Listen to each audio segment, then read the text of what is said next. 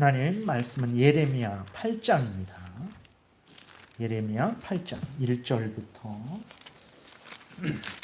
우리 22절까지 교독하겠습니다. 예레미야 8장 1절부터 22절입니다. 여호와의 말씀이니라. 그때에 사람들이 유다 왕들의 뼈와 그의 지도자들의 뼈와 제사장들의 뼈와 선지자들의 뼈와 예루살렘 주민의 뼈를 그 무덤에서 끌어내어 그들이 사랑하며 섬기며 뒤따르며 구하며 경배하며 해와 달과 하늘의 무별 아래에서 펼쳐지게 하리니 그 뼈가 거두이거나 묻히지 못하여 지면에서 분토 같을 것이며 이 악한 민족에 남아있는 자 물은 내게 쫓겨나서 각처에 남아있는 자들이 사는 것보다 죽는 것을 원하리라. 만군의 여호와의 말씀이니라. 너는 또 그들에게 말하기를 여호와의 말씀에 사람이 엎드러지면 어찌 일어나지 아니하겠으며 사람이 떠나갔으면 어찌 돌아오지 아니하겠느냐. 이 예루살렘 백성이 항상 나를 떠나 물러가면 어찌함이냐. 그들이 거짓을 고집하고 돌아오기를 거절하도다. 내가 귀를 기울여 들은즉 그들이 정직을 말하지 아니하며 그들의 악을 뉘우쳐서 내가 행한 것이 무엇인고 말하는 자가 없고 전쟁터로 향하여 달리는 말같이 각각 그 길로 행하도다. 공중의 학은 그 정한 시기를 알고 산 비둘기와 제비와 두루미는 그들이 올 때를 지키거늘 내 백성은 여호와의 규례를 알지 못하도다. 너희가 어찌 우리는 지혜가 있고 우리에게는 여호와의 율법이 있다 말하겠느냐. 참으로 서기관의 거짓의 붓이 거짓되게 하였나니 지혜롭다 하는 자들은 부끄러움을 당하며 두려워 떨다가 잡히리라. 보라, 그들이 여호와의 말을 버렸으니 그들에게 무슨 지혜가 있으랴. 그러므로 내가 그들의 아내를 타인에게 주겠고 그들의 밭을 그 차지할 자들에게 주리니 그들은 가장 작은 자로부터 큰 자까지 다 욕심내며 선지자로부터 제사장까지 다 거짓을 행함이라. 그들이 딸 내 백성의 상처를 가볍게 여기면서 말하기를 평강하다 평강하다 하나 평강이 없도다. 그들이 가증한 일을 행할 때 부끄러워하였느냐? 아니라 조금도 부끄러워하지 않을 뿐 아니라 얼굴도 붉어지지 아니하였느니라. 그러므로 그들이 엎드러질 자와 함께 엎드러질 것이라. 내가 그들을 벌할 때에 그들이 거꾸러지리라. 여호와의 말씀이니라. 여호와의 말씀이니라. 내가 그들을 진멸하리니 포도나무에 포도가 없을 것이며 무화과 나무에 무화과가 없을 것이며 그 잎사귀가 마르지 아니할 것이라. 내가 그들에게 준 것이 없어지리라 하셨나니 우리가 어찌 가만히 앉았으랴. 모일지어다 우리가 견고한 성읍들로 들어가서 거기에서 멸망하자. 우리가 여호와께 범죄하였으므로 우리 하나님 여호와께서 우리를 멸하시며 우리에게 독한 물을 마시게 하심이니라. 우리가 평강을 바라나 좋은 것이 없으며 고침을 입을 때를 바라나 놀라울 뿐이로다. 그 말에 부르짖음이 단에서부터 들리고 그 준마들이 우는 소리에 온 땅이 진동하며 그들이 이르러 이 땅과 그 소유와 성읍과 그 중에 주민을 삼켰도다. 여호와의 말씀이니라. 내가 술법으로도 제어할 수 없는 뱀과 독사를 너희 가운데 보내리니 그것들이 너희를 물리리라 하시도다. 슬프다 나의 근심이요 어떻게 위로를 받을 수 있을까. 내 마음이 병들었도다. 딸 내 백성의 심히 먼 땅에서 부르짖는 소리로다. 여호와께서 시온에 계시지 아니한가. 그의 왕이 그 가운데 계시지 아니한가. 그들이 어찌하여 그 조각한 신상과 이방의 헛된 것들로 나를 경노하게 하였는고 하시니 추수할 때가 지나고 여름이 다하였으나 우리는 구원을 얻지 못한다 하는도다.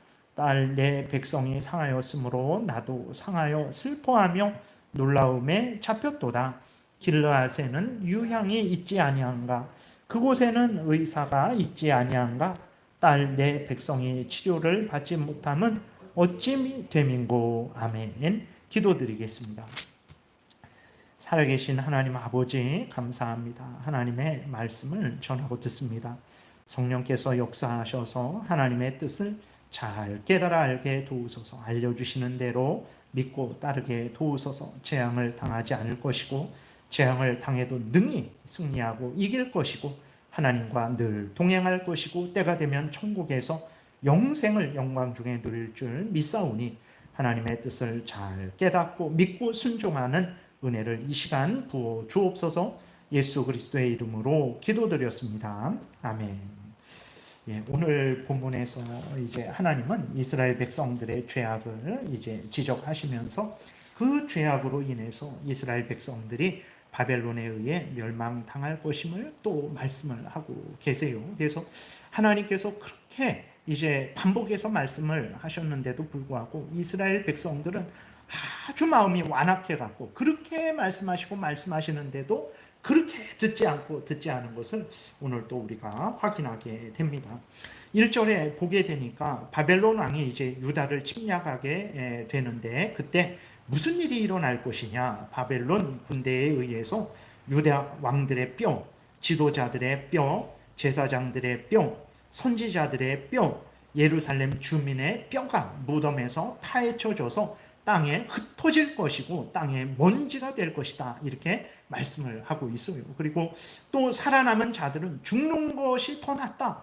우리가 얼마나 힘들 때 아이고 죽는 게 낫다. 이 말을 합니까? 근데 이스라엘 백성들이 이제 바벨론 침략으로 인해서 바벨론 군대의 침략에 의해서 칼에 죽고 기근에 죽고 또 전염병에 이제 죽게 되거든요. 거의 다 죽습니다. 근데 겨우 살아남은 자들이 있는데 오히려 그때 죽을 걸 하는 그러한 아주 무서운 재앙을 당하게 하실 것이다 라고 이렇게 하나님이 말씀을 하고 있는 거예요. 무서운 재앙이죠. 하나님이 이스라엘 백성들의 하나님이세요. 이스라엘 백성들은 하나님의 백성이고 하나님이 이스라엘 백성들의 아버지입니다. 이스라엘 백성들은 하나님의 자녀죠. 근데 그 이스라엘 백성들의 하나님이 이스라엘 백성들의 아버지가 그 이스라엘 백성들을 심히 치시는데 그 죽은 자들의 뼈가 이제 파헤쳐져서 온 땅에 흩어져서 먼지가 될 것이고 살아남은 자들은 이제 죽는 것이 낫다라고 할 정도로 그 재앙을 당하게 하신다는 거예요. 어떻게 이런 일이 있을 수 있을까요? 우리나라에서도 이제 죽은 자의 죄를 형벌하기 위해서 어떻게 합니까? 무덤을 파헤치죠. 관을 부수고 시체의 목을 베는 그 부관참시라는 형벌이 있어요. 그러니까 죽어서도 악한 죄인이라는 아주 그 정죄를 받는 것이거든요. 그러니까 이스라엘 백성들이 죽었어요. 죽으면 끝이잖아요. 오늘날에도 어떤 사람이 죄를 졌는데 그 사람이 자살을 하게 되면 그 사건을 더 이상 이렇게 진행하지 않습니다. 물론 그래서는 안 될 것 같아요. 이렇게 죽었을지라도 그 사건을 끝까지 파헤쳐서 잘한 것이 무엇이고 잘못한 것이 무엇인지를 분명히 드러내야 처벌은 할 수 없지만 그래야 다른 사람들이 그것을 보고 잘못한 것은 절대로 나쁜 짓은 해서는 안 되겠다라는 좀 생각을 할 것 같은데 오늘날에는 이제 어떤 죄인이 범죄자가 자살을 하게 되면 그 사건을 더 이상 조사하지 않는데 그것은 좀 잘못된 것 같아요. 그래서 어쨌든 이제 얼마나 그 이스라엘 백성들이 큰 죄를 졌냐면 죽으면 이렇게 일반적으로 끝인데 하나님이 그것을 끝내지 않으시겠다라는 거예요. 죽은 사람들의 뼈를 그 무덤을 파헤쳐서 그 무덤에 있는 뼈들을 다 부관참시 하겠다라고 이렇게 하나님이 말씀을 하시는 것이거든요. 정말 이는 죽어서도 악한 죄인이라는 정죄를 받는 것인데 사람에게 있어서 가장 무서운 죄는 무엇이겠습니까? 무서운 형벌은 무엇이겠습니까? 죄인이라는 정죄를 끝까지 받는 것이죠. 여러분 돈이 없는 것이 무슨 문제가 되겠습니까? 돈이 없으면 그냥 이 땅에서 여러 서러움을 당하기도 하고 먹을 거 못 먹기도 하고 좋은 옷 못 입기도 하고 그냥 그걸로 끝이에요. 그냥 사람들에게 돈 없다 무시당하고 원래 그 무시하면 안 되지만 사람들이 악해서 자기가 얼마나 많겠습니까? 수십억, 수백억, 수천억 많겠습니까? 조금 더 벌고 조금 더 먹는다고 돈 없는 사람들을 무시하고 멸시하는 그런 일이 있는데, 그냥 어쨌든 돈 없으면 그냥 무시당하고 멸시당하면 되는 거예요. 그리고 돈이 전부가 아니죠. 출세 못했다라는 것도 아무것도 아닙니다. 내가 있는 자리에서 내가 열심히 일하면 하나님이 기뻐하시고 하나님이 일용할 양식을 얻게 하세요. 그래서 그게 중요한 게 아니에요. 근데 정말 그리스도인들이 이제 오히려 이런 것들을 더 무서워하고 더 대단하게 여기죠. 돈이 있고 없고 출세하고 못하고 대기업 다니는 사람들이 우리나라에 뭐 10%나 되겠습니까? 아니에요. 거의 대부분 90%는 뭐 이렇게 중소기업이든 아니면 뭐 자영업이든 다른 거 하는 거예요. 근데 마치 대기업 다니지 않으면 뭐라 그럴까, 인생 실패한 것처럼 그렇게 자기도 생각하고 다른 사람들도 그렇게 보고 그러는데, 그거 중요한 거 아닙니다. 진짜 부끄러워하고 진짜 무서워해야 되는 게 무엇이냐면, 내가 죄인이라는 정죄를 받는 것을 정말 무서워하고 두려워해야 되는 거예요. 다른 것들은 열심히 노력하고 그렇게 하면 채워질 수 있는 것인데, 내가 하나님으로부터 너는 죄인이다, 너는 형벌을 받아야 된다, 이러한 정죄를 받는 것이야말로 가장 인간에게 있어서 무서운 형벌이라는 것을 우리가 기억해야 되는 것입니다. 왜 그렇습니까? 죄인은 하나님의 은혜를 누리지 못해요. 죄인이라는 의미는 무엇입니까? 하나님의 법을 거역했는데, 그 하나님의 법을 거역한 것은 하나님을 사랑하지 않고 하나님을 의지하지 않고 이제 어떤 자기가 하나님의 뜻을 거역을 하는 거죠. 그러니까 스스로 하나님의 원수로서의 길을 가는 것입니다. 그래서 죄인이라는 정죄를 받는 것은 하나님의 원수가 되었다라는 의미인 거예요. 그리고 사탄 마귀의 종이 되었다라는 의미이죠. 그래서 죄인이라는 정죄는요, 가장 무서운 정죄라는 것을 우리가 잊지 말아야 되는 것입니다. 그리스도인들은 다른 것을 불행으로 여기지 말고 죄를 짓는 것을 가장 큰 불행으로 여겨야 돼요. 그래서 죄를 미워하고 버리고 하나님을 경외하고 하나님의 뜻대로 살아가는 삶을 온 힘을 다해서 살아가야 됩니다. 여러분, 오늘날의 세상을 보세요. 돈 없다고 그 무덤이 파헤쳐져서 그 뼈가 그냥 사방에 뒹굴고 그냥 흙이 되고 먼지 가루가 되는 일이 있습니까? 그런 일 없어요. 근데 언제 그런 일이 일어납니까? 하나님을 경외하지 않고 하나님의 뜻대로 살지 않고 예수 그리스도를 믿지 않고 자기의 죄를 회개하고 돌이키지 않은 그러한 죄인들에게는 이 무서운 그 형벌이 이루어지게 된다라는 거예요. 그렇기 때문에 우리 그리스도인들은 정말로 죄를 짓는 것을 가장 큰 불행으로 여기고 무서워하고 그 죄를 미워하고 버리는 그러한 마음과 태도를 가져야 되는 것입니다. 그 다음에 이 형벌을 받는 사람들을 살펴보니까 모든 이스라엘 백성들이, 남유다 백성들이, 북쪽은 이미 멸망했어요. 그러니까 솔로몬 왕 아들 르호보암 왕 때 북쪽 이스라엘 10지파가 하나가 되어서 북쪽 이스라엘을 만들었고, 유다 지파와 베냐민 지파가 이제 하나가 되어서 남쪽 유다가 된 거예요. 그래서 우리나라 남북한처럼 이스라엘도 두 쪽이 났죠.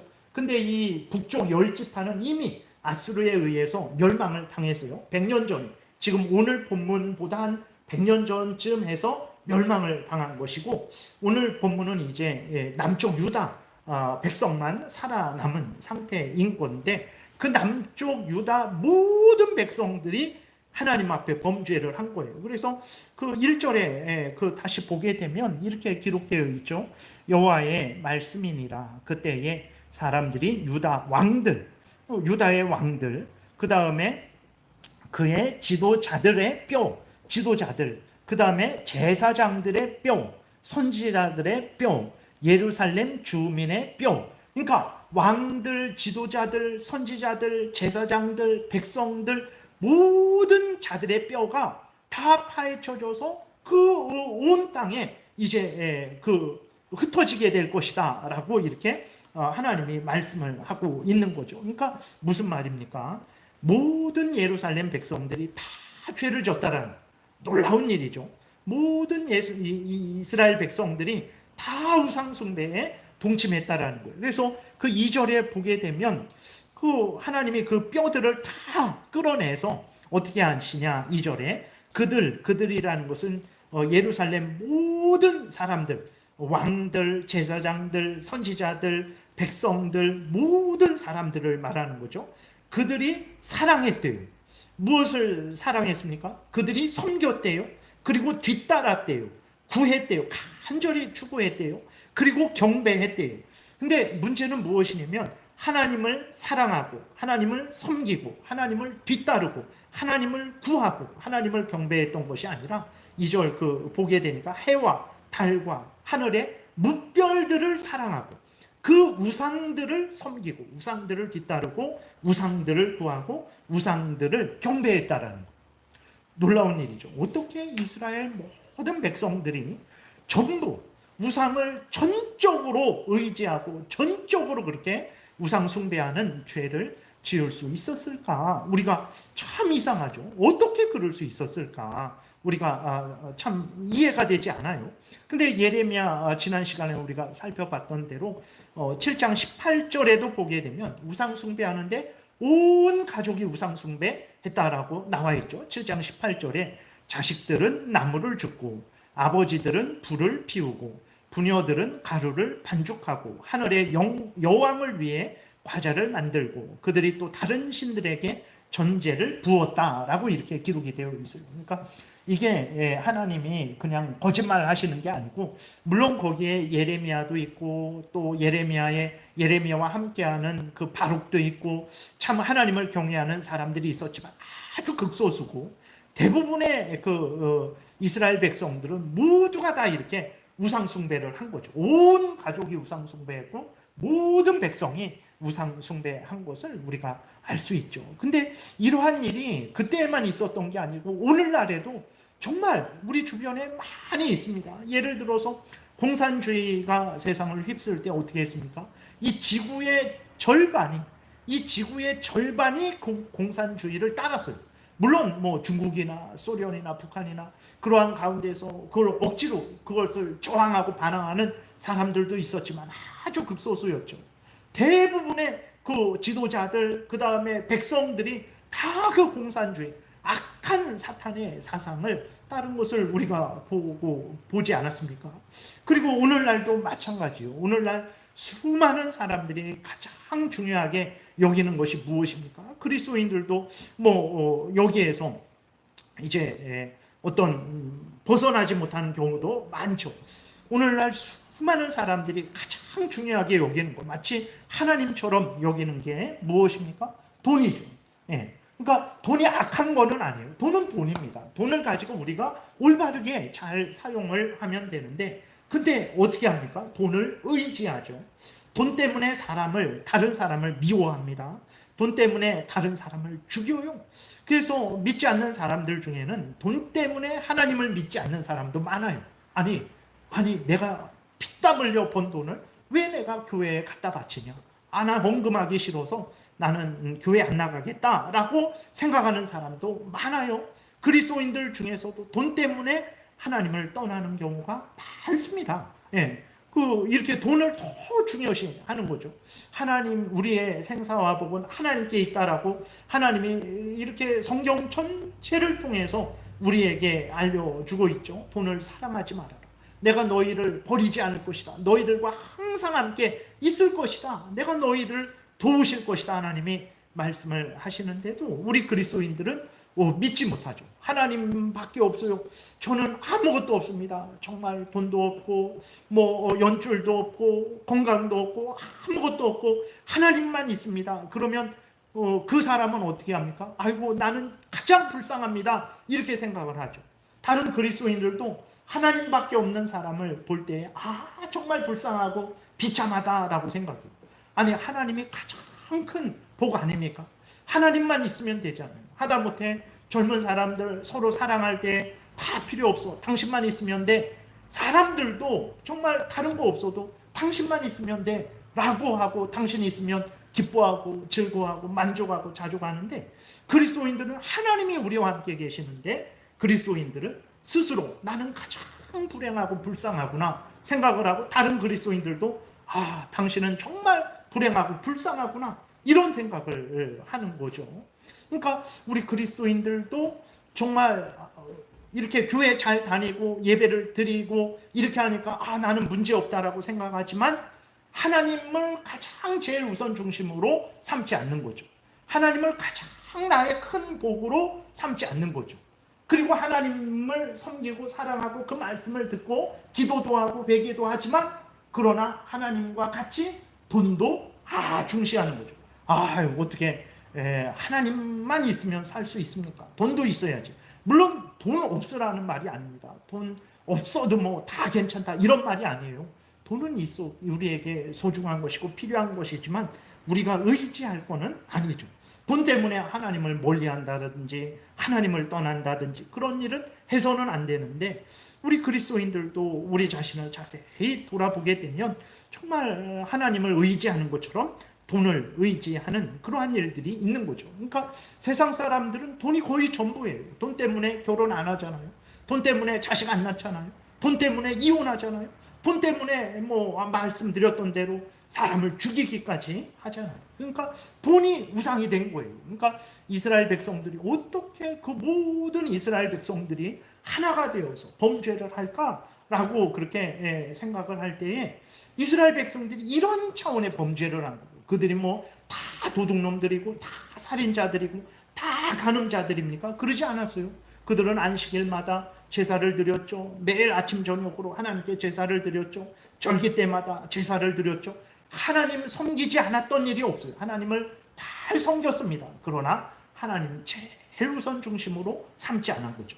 하나님도 사랑하면서 세상의 어떤 부귀영화도 사랑하고 하나님도 섬기면서 우상도 섬기고 그러한 것 때문에 오늘 이러한 그 뼈가 파헤쳐져서 그 뼈들이 온 지면에 다 흩어지고 가루가 되고 먼지가 될 것이다 라는 그러한 형벌을 지금 선고받고 있는 거예요. 그러니까 우리들은 이스라엘 백성들하고 나는 본질적으로 다르지. 이스라엘 백성들이 하는 죄악을 나는 행하지 않았지 라고 우리들이 생각할 수도 있는데 그러나 정말 그렇게 생각한다면 점검해야 되는 거죠. 정말 내가 하나님을 가장 우선 제일 중심으로 삼고 있는가? 하나님을 나의 가장 큰 복으로 선물로 상으로 삼고 있는가? 하나님을 빼앗기면 모든 것을 빼앗긴 것으로 내가 생각하면서 오직 하나님을 가까이하고 즐거워하고 있는가? 그런 마음과 태도로 내가 신앙생활을 하고 있는가? 그것을 점검해야 되는 거죠. 그러지 않은 것이 하나님 앞에서 오늘 본문에 나와 있는 그러한 형벌을 받는 죄라는 것을 우리가 잊지 말아야 되는 것입니다. 그래서 정말로 사람이 이스라엘 백성들이 오늘 그 형벌을 받는 것은 다른 죄 때문이 아니에요.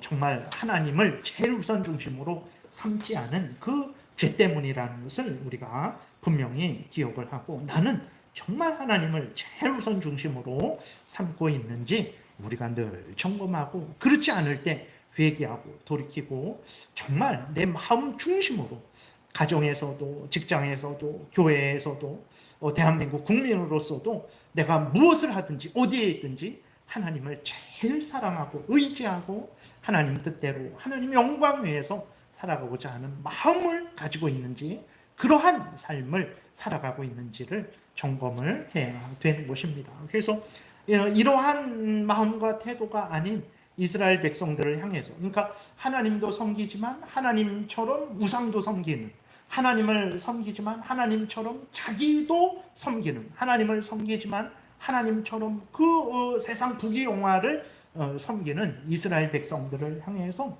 하나님이 이제 범죄하고 있다라고 그들을 책망하고 있어요.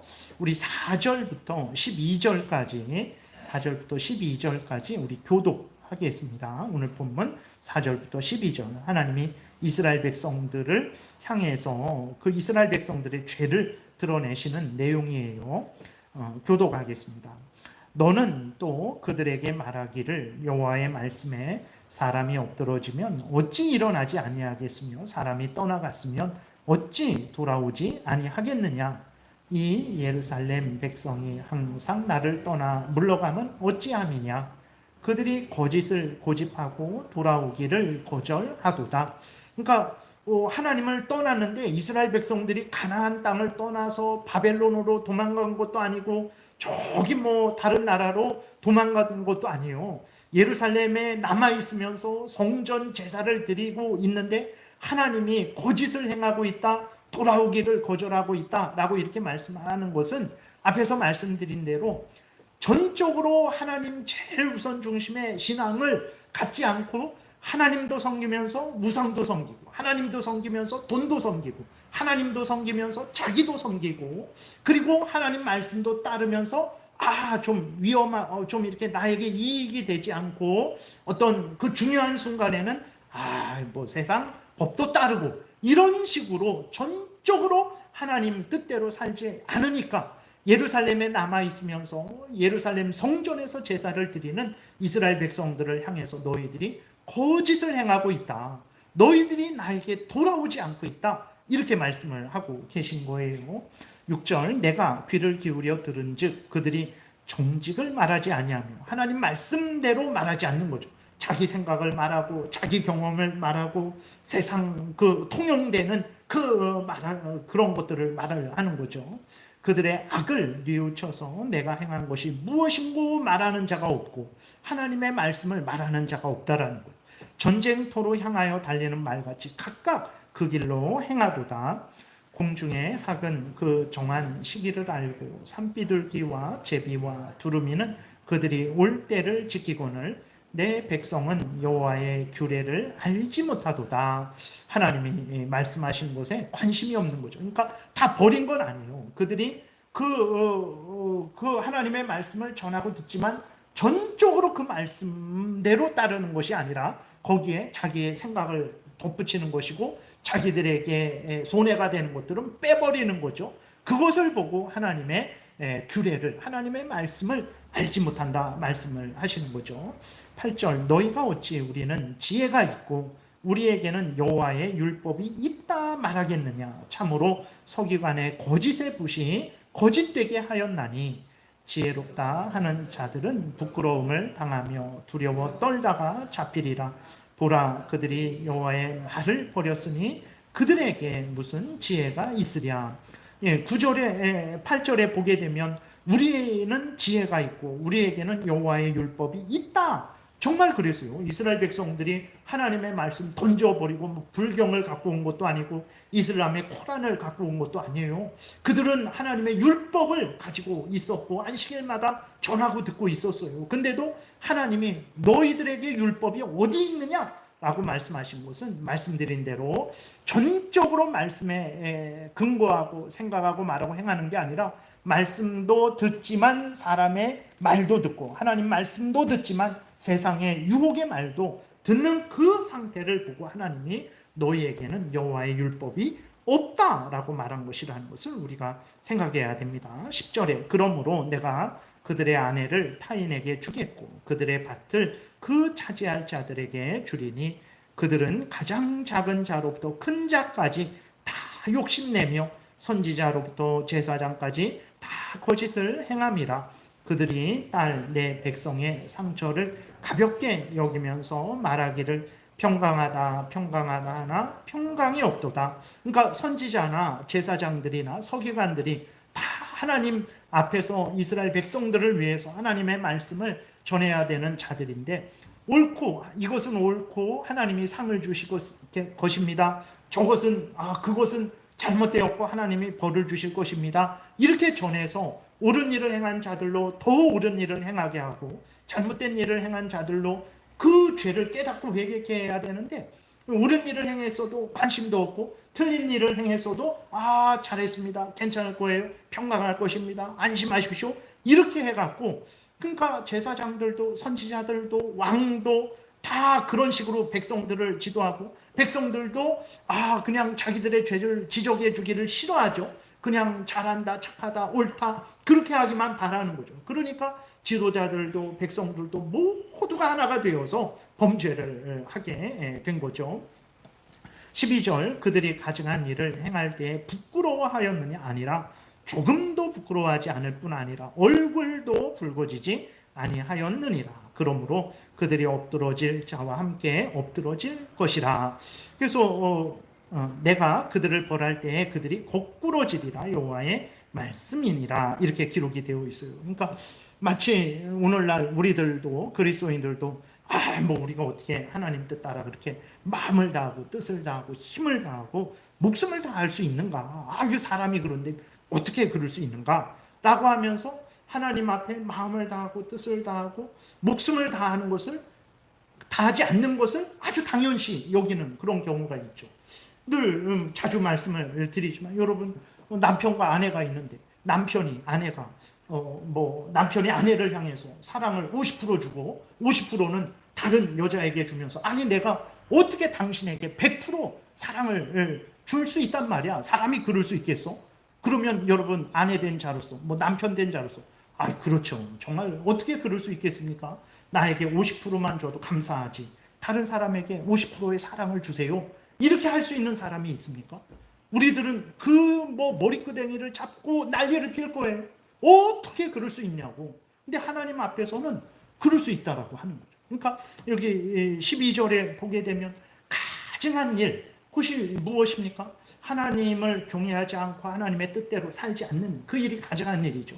그러면서도 부끄러워하지를 않는 거예요. 내가 당신에게 한평생 살면서 한 남자만 바라보고 한 여자만 바라보면서 살 수 있겠어? 라고 당당하게 그 말을 하는 거예요. 부끄러워하지도 않으면서. 그러니까 우리들이 이제 오늘날 하나님을 향해서 그 마음과 뜻을 다하지 않으면서도 내가 무슨 죄를 졌냐고, 하나님 왜 나한테 이렇게 어려움을 주시냐고, 그럼 나한테 어찌하란 말이냐고, 이렇게 이스라엘 백성들이 했던 것을 오늘날 우리들도 행하고 있죠. 근데 우리는 그것이 죄인 줄 몰라요. 그걸 부끄러워하지도 않고 너무나 당연하게 여기고 있는 거죠. 그게 이스라엘 백성들이 행했던 죄예요. 오늘도 우리도 똑같이 행하고 있죠. 어떻게 이스라엘 전 백성이 죄를 졌을까? 근데 오늘날 우리를 보니까 우리도 그런 마음과 태도로 살아가고 있는 거죠. 죄를 지면서도 죄인지 몰라요. 그건 당연한 것 아닌가, 어쩔 수 없는 것 아닌가. 하나님을 속이지 말아야 됩니다. 하나님은 속지 않죠. 우리도 속이지 말아야 돼요. 그러니까 우리가 늘 회개해야 되는 거예요. 그래서 하나님의 은혜를 구해야 됩니다. 그래서 성령 충만함을 구해야 됩니다. 내 힘으로 안 됩니다. 성령이 도우셔야 돼요. 정말 하나님의 은혜가 있어야 돼요. 정말 예수 그리스도의 십자가의 그 공로의 능력이 우리에게 필요한 거죠. 근데도 하나님을 의지하지 않죠. 그러니까 그러면서 하나님의 은혜를 구하지 않는 거죠. 그게 이스라엘 백성들의 잘못이었고, 또 그 잘못이 오늘날에도 동일하게 우리에게 있는 거죠. 하나님은 이제 죄 때문에 형벌하신다라는 것을 분명히 말씀하고 있어요. 그 예레미야 애가를 한번 보세요. 늘 말씀드리지만 얼마나 비참했는지. 오늘 본문에서 하나님이 그 무덤이 다 파헤쳐져서 뼈가 정말 여기저기 둥글 것이다. 얼마나 비참합니까? 죽었는데도 그 죄악에 대한 형벌이 계속해서 이제 하나님으로부터 받게 되는 것입니다. 그러니까 하나님이 이스라엘 백성들에게 그러한 무서운 형벌을 내리시는 것은 이스라엘 백성들의 죄 때문에 형벌하시는 것이라는 것을 하나님이 분명하게 말씀을 하고 있는 거예요. 10절에 보게 되니까, 그러므로 내가 그들의 아내를 타인에게 주겠고 그랬죠. 그러므로 그랬어요. 9절부터 나와 있는 대로, 우리가 4절부터 9절까지 읽었는 대로 그들이 그러한 죄악을 짓고도 하나님께 돌아오려고 하지도 않고 뻔뻔하게 그렇게 나는 죄가 없다라고 생각하니까, 그러므로 내가 그들의 아내를 타인에게 주겠고 그들의 밭을 그 차지할 자들에게 주리니. 얼마나 무서운 형벌입니까? 하나님이 내 아내를 타인에게 준다. 이게 있을 수 있는 일입니까, 여러분? 이보다 더 비참한 것이 어디 있습니까?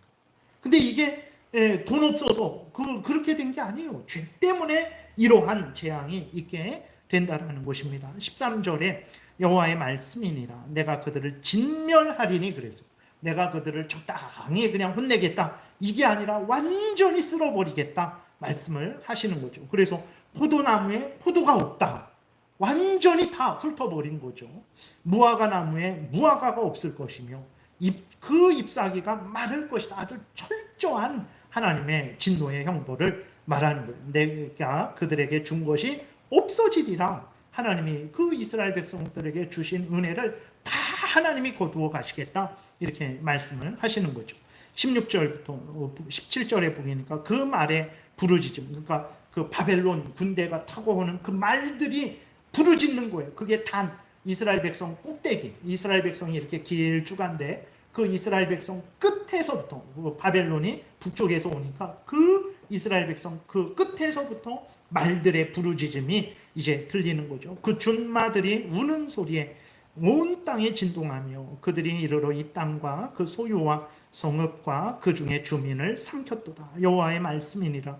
내가 술법으로도 제어할 수 없는 뱀과 독사를 너희 가운데 보내리니 그것들이 너희를 물리라. 하나님이 이렇게 재앙을 선언을 한 거예요. 하나님이 이렇게 이스라엘 백성들을 향해 재앙을 선언하신 것이 앞에서도 말씀드렸지만 못 배워서 그랬습니까? 돈 없어서 그랬습니까? 경제를 잘못 운영해서 그렇습니까? 정치를 잘못해서 그렇습니까? 오늘날 그리스도인들 보세요. 우리 대한민국이 지금 심각합니다. 상상할 수 없을 정도로 심각한 상태예요. 근데 심각하지 않은 상태가 있었냐? 항상 심각했죠. 중요한 것은 무엇이냐? 그러면 그리스도인들이 대한민국이 심각했을 때 어떻게 하냐가 중요한 거죠. 어떻게 해야 되겠습니까?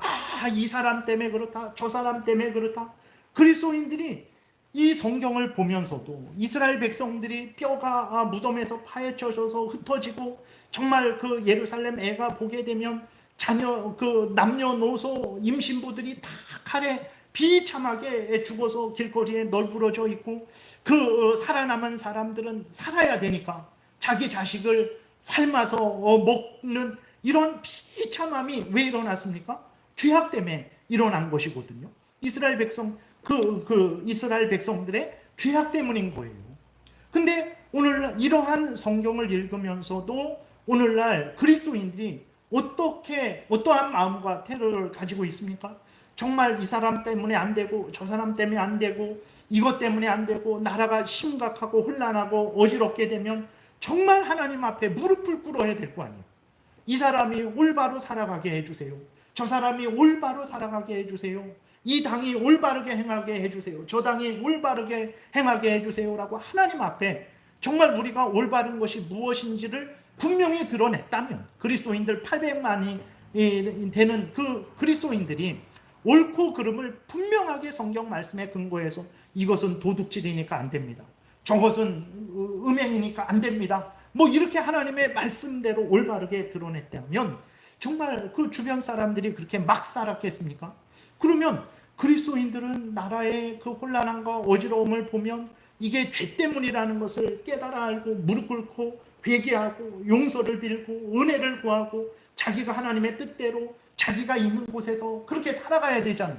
그래서 아주 작은 미약한 일이지만 그 물결이 막 휩쓸고 지나갈 때 그 시냇가에 있는 그 작은 돌멩이 밖에 안 되지만 그 돌멩이가 자기를 지키면 물결이 휩쓸고 내려가더라도 어쨌든 그만큼은 거치는 거잖아요. 이 돌멩이에 한번 부딪혀서 잠깐 돌아가잖아요. 그러니까 그리스도인들이 이러한 아무런 힘도 없지만 각자 있는 곳에서 이 돌멩이 같은 역할을 자기 자리에서 해줘야 되는데 같이 휩쓸려 버리니까 세상이 이렇게 되는 거죠. 그러니까 세상이 혼란하고 어지럽고 물론 이 사람 잘못입니다. 저 사람 잘못이에요. 그걸 지적을 해야 됩니다. 그러나 그것으로 멈춰서는 안 되고 하나님께 은혜를 구해야 돼요. 하나님, 정말 이 사람의 죄 때문에, 우리의 죄 때문에 이런 일이 있다라는 것을 회개하고 이렇게 하나님께 용서를 빌어야 되는데 그리스도인들도 그러지 않는 거죠. 그러니까 어떻게 이스라엘 백성들이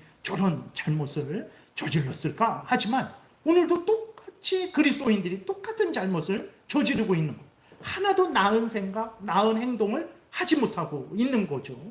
그러니까 이스라엘 백성들이 14절부터 우리 15절을 읽겠는데 오늘 본문에 보게 되니까 그저 이스라엘 백성들이 하나님이 내리시는 그 재앙을 보고 이제 큰일 났다 깨닫는 거예요.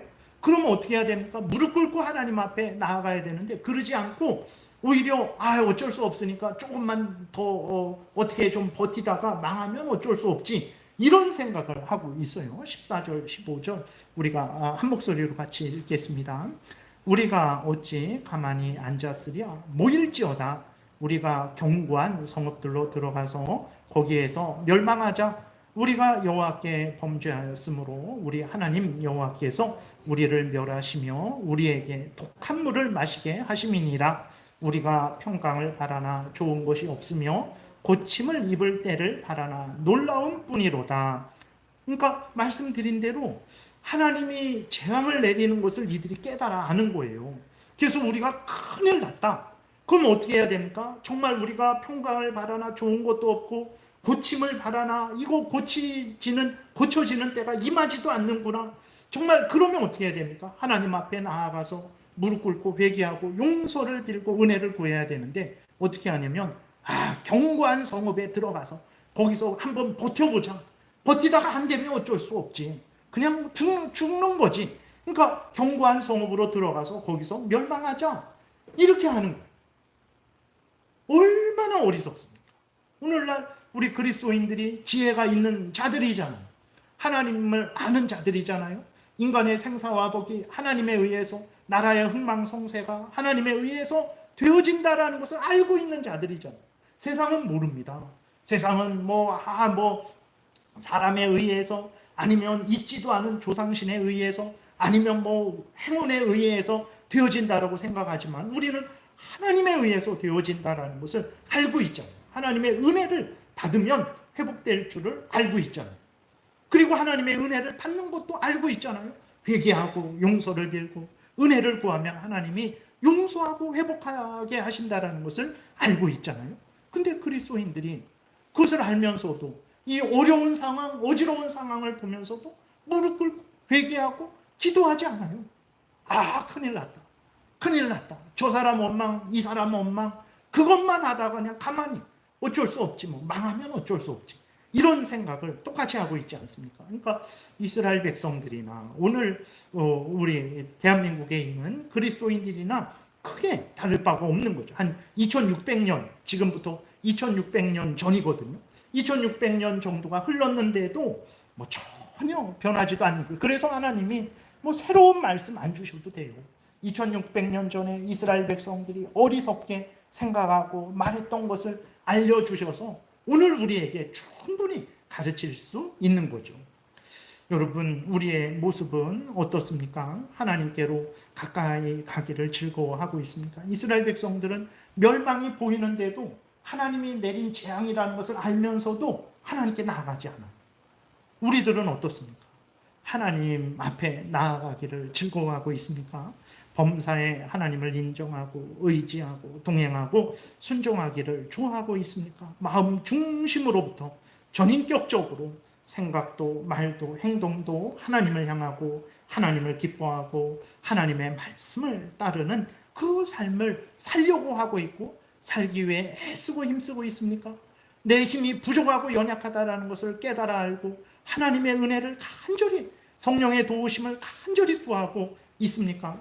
하나님의 말씀이 진리고 인생의 등불이고 빛이다라는 것을 깨달아 알고 하나님의 말씀대로 생각하고 말하고 행동하려고 하고 있습니까? 그래야 됩니다. 거기에 살 길이 있는 거예요. 우리 대한민국이 거기에 살 길이 있습니다. 6.25 끝나자마자 세상에서요, 세계에서 제일 가난한 민족 중에 대한민국이었어요.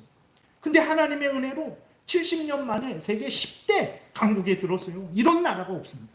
하나님의 은혜가 있으면 회복이 되는 거예요. 그러면 그리스도인들이 그것을 깨달아야 되는데 그리스도인들이 사람만 봐요. 이 사람 때문에 그렇게 된 거지, 저 사람 때문에 그렇게 된 거지. 맞습니다. 이 사람 때문에 그렇게 됐고 저 사람 때문에 잘 됐는데 하나님이 이 사람을 세운 거예요. 하나님이 저 사람을 세워서 우리에게 복을 준 거예요.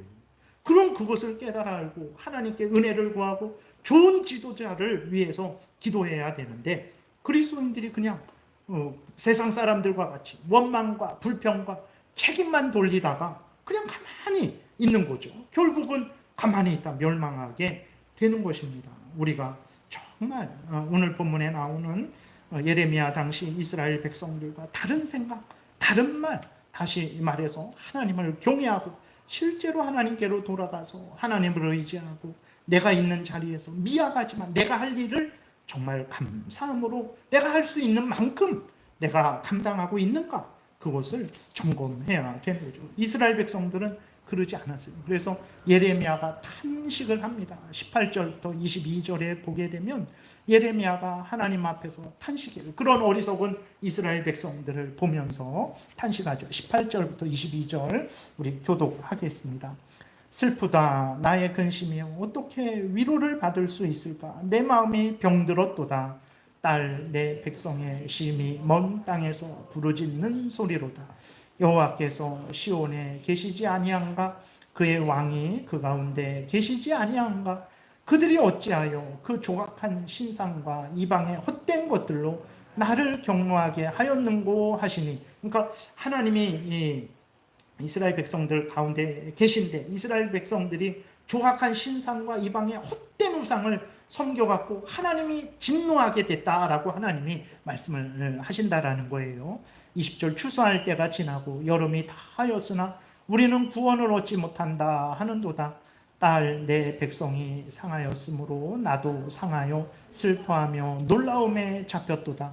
길르앗에는 유향이 있지 아니한가? 그곳에는 의사가 있지 아니한가? 딸 내 백성이 치료를 받지 못하면 어찌 민고. 은혜가 있는데도 그 은혜를 누리지 못한다는 거예요. 왜 그렇습니까? 하나님을 경외하고 하나님을 의지하지 않으므로, 도울 힘이 없는 사람을 의지하고 있지도 않은 우상을 의지하고 사탄의 종로로 탐으로 말미암아서 그 은혜를 누리지 못하고 이렇게 비참하게 됐다라는 거예요. 하나님의 백성이, 이스라엘 백성이 하나님이 그들의 하나님이고 그들의 아버지인데 하나님의 자녀들이, 하나님의 백성들이 이 비참한 일을 당하는 것을 보면서 그들이 죄를 미워하고 버리지 않고 회개하고 돌이켜 하나님을 사랑하지 않고 하나님 뜻대로 살지 않는 그것 때문에 당하는 건데, 진정한 회개를 하지 않으니까 예레미야가 정말 그 백성의 고통을 보면서 마음이 병들어서 이렇게 탄식을 하게 되는 거죠. 얼마나 어리석습니까? 하나님께로 나아가면 용서받는데 나아가지를 않아요. 스스로 멸망길을, 우리 그냥 견고한 성에 들어가서 버티다 안 되면 멸망하자, 어쩔 수 없는 거지, 이러한 어리석은 생각을 하고 있는 거죠. 여러분, 어떤 사람이 자신이 죄인인 줄 알고 그 죄의 형벌의 무서움을 알고 또 하나님께서 예수 그리스도를 믿는 자들을 용서하시고 새 생명을 주신다라는 것을 굳게 믿고 회개하고 돌이켜서 예수 그리스도를 구주로 영접하고 하나님을 사랑하고 의지하고 있다면요, 그는 가장 큰 복을 받은 거예요.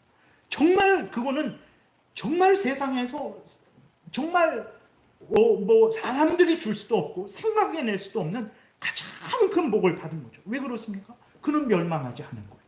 그는 모든 사람이 이 땅에서, 물론 이 대한민국이 예를 들어서 멸망할 때 같이 멸망하겠죠. 그러나 그는 그 멸망 중에도 하나님의 보호를 받을 것이고 그는 또 하나님에 의해서 영원한 천국에서 영생을 누릴 것이기 때문에 그런 거죠. 그래서 진짜 복이 뭐냐? 죄를 깨닫고 미워하고 버리고 예수 그리스도 안에서 주시는 하나님의 용서와 은혜를, 구원을 깨닫고 예수 그리스도를 믿고 하나님께로 돌아가는 것, 이보다 더 큰 복은 없습니다. 근데 그리스도인들 오늘 보세요. 그렇다고 그리스도인들이 다 잘못하냐? 그러지 않죠. 정말 신실한 그리스도인들 많습니다. 그리고 또 우리들도 부족하지만 하나님을 제일 우선 중심으로 살려고 하잖아요. 그러니까 다 이렇게 그리스도인들을 다 정죄하는 게 아니고, 중요한 것은 우리가 깨어있지 않으면 이스라엘 백성들과 같이 된다라는 것을 우리 말씀을 드리는 거예요. 더 하나님 앞에 바로 서야 된다라는 것입니다. 근데 죄를 미워하고 버리고 예수 그리스도 안에서 용서와 구원을 깨닫고 하나님께로 돌아가는 게 가장 큰 복이고 살 길이고, 내가 살고 우리 가정이 살고 직장이 살고 대한민국이 사는, 온 세상이 사는 복이라는 것을 하나님이 우리에게 알려주셨는데, 앞에서도 말씀드렸지만 이것을 가장 큰 복으로 여기는 그리스도인이 얼마나 됩니까? 이 은혜를 내가 다른 것은 다 잃어버려도 내가 이 은혜는 잃어버리지 않겠다. 내가 다른 것은 다 잃어버려도 내가 하나님은 잃어버리지 않겠다. 내가 다른 것은 가까이 하지 못해도 내가 하나님은 가까이 하겠다 라고 하면서 하나님 최우선 중심으로 내 마음을 다하고 뜻을 다하고 정성을 다해서 하나님을 사랑하고 하나님을 섬기고 하나님의 명령 따라서 교회에서도 가정에서도 직장에서도 국민으로서도 살아가는, 이것이 가장 큰 복이라는 것을, 나의 가장 큰 본분이라는 것을 그렇게 절대적으로 믿고 소중히 여기고 그렇게 살아가고는 지키려고 하는 그리스도인들이 얼마나 됩니까? 우리 자신, 저부터도 그러지 않은 모습을 너무나 많이 보게 됩니다. 이게 죄라는 거예요. 이게 이스라엘 백성들이 책망받은 죄예요. 그들이 뭐 김정은같이 매일매일 그렇게 음행과 온갖 살인과 악함을 산 게 아니에요. 우리들과 같이 이렇게 일상을 살았어요. 근데 하나님을 최우선 중심으로 하지 않은 그것이 오늘 본문에서 말씀을 하고 있는 거예요. 그래서 우리 자신을 하나님의 말씀으로 자세히 우리는 늘 살펴야 됩니다. 그래서 정말 하나님을 경외하지 않고 하나님의 말씀대로 살지 않으려고 하는 우리의 교묘한 죄성들, 사탄 마귀의 교묘한 유혹들, 세상의 아주 달콤한 유혹들을 우리가 경계해야 됩니다. 그 유혹에 빠지지 말아야 돼요. 그리고 온 힘을 다해서 하나님을 경외하고 하나님의 말씀대로 살고자 하는 그 마음을 유지하고, 또 실제로 부족하고 연약하지만 한 걸음 한 걸음 그렇게 교회에서, 가정에서, 직장에서, 국민으로서 그 삶을 살아가야 되는 거죠. 이게 살 길입니다. 이게 내가 살고 우리 모두가 사는 길이에요. 이렇게 살아가는 게 지혜로운 삶이고, 이렇게 살 길이 있는데 그렇게 살 길 걸어가지 않는다면 그보다 더 미련하고 어리석은 삶이 어디 있겠습니까? 여러분들, 하나님의 말씀을 통해서 우리 자신을 살피고 하나님을 경외하고 하나님의 말씀대로 살아가십시오. 지혜롭게 될 것이고 생명을 누리게 될 것이고 정말 하나님의 영광을 드러낼 것이고 많은 사람들을 유익하게 할 것입니다. 이 복된 삶을 살아가시는 여러분들 되시기를 바랍니다. 기도드리겠습니다. 살아계신 하나님 아버지, 감사합니다. 우리들의 교묘한 죄성을 드러내시고 악한 사탄 마귀의 그 교묘한 관계를 드러내시고 세상의 달콤한 유혹에 그 아주 칼날을 드러내셔서 우리로 하여금 속지 않게 하시고 참으로 살 길, 복된 길, 하나님 영광을 드러내는 길, 이웃을 복되게 하고 우리도 복되게 하는 생명길을 걸어가게 하시니 감사합니다. 하나님이 주신 말씀 마음에 새기고 항상 하나님을 경외하고 하나님의 말씀을 따르게 도우소서. 예수 그리스도의 이름으로 기도드렸습니다. 아멘.